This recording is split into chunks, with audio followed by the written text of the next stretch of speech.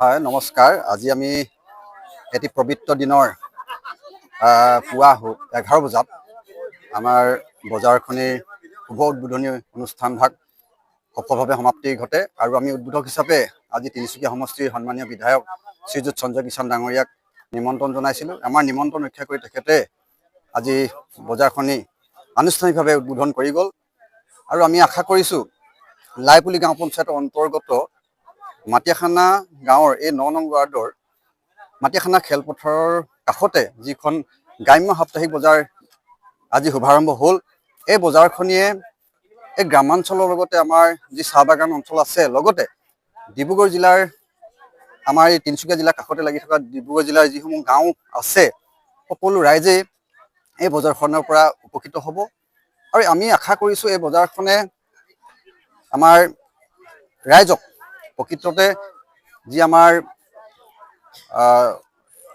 জৈৱিক পদ্ধতিৰে খেতি কৰা কৃষিজাত উৎপাদিত সামগ্ৰী, সেই সামগ্ৰীসমূহ পাবলৈ সক্ষম হ'ব আৰু লগতে আমাৰ আজি এই প্ৰথম দিনতেই আমাৰ এই স্থানীয় যিসকল পুৰুষ মহিলা কৃষক বন্ধু সকলোৱে আহি এই বজাৰখনৰ যিটো পৰিৱেশ সৃষ্টি কৰিলে, সঁচাকৈ খুব আদৰণীয়, খুব শলাগিবলগীয়া।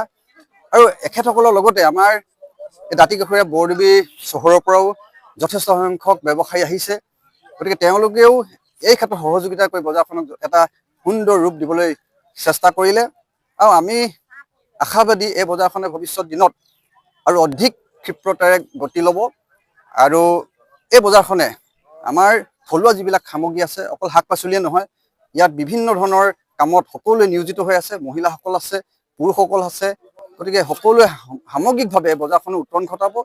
আৰু এটা কথা আমি স্পষ্টভাৱে ক'ব বিচাৰোঁ, আমাৰ সেইটোৰ ওপৰত এটা সঠিক আমাৰ ধাৰণা আছে, এই বজাৰখনত সঠিক মানে যি আমাৰ কি কয়, আমাৰ এইটো আমি যিটো আমি কওঁ মূল্য, সঠিক মূল্যত আমাৰ ক্ৰেতাসকলে সামগ্ৰীসমূহ কিনিবলৈ সক্ষম হ'ব। গতিকে বৰ বিশেষ ক'ব বিচৰা নাই, বজাৰখনে কিন্তু এটা এই অঞ্চলক এটা ভাল মানে ৰাইজক উপকৃত কৰিব পৰা এটা ব্যৱস্থালৈ লৈ আহিব বুলি মই আশাবাদী। হয়, হয়, হয়, হয়, হয়।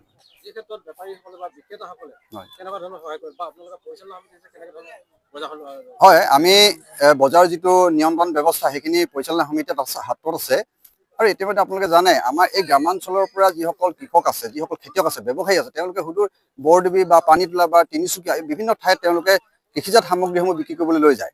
গতিকে এখন ঠাইতে যেতিয়া এখন বজাৰ পাব, তেওঁলোকে যদি তাত 30 টকা মূল্যত বিক্ৰী কৰিছে বস্তুটো, এইখন বজাৰত 25 টকা বা 20 টকাত তেওঁলোকে দিবলৈ সক্ষম হ'ব।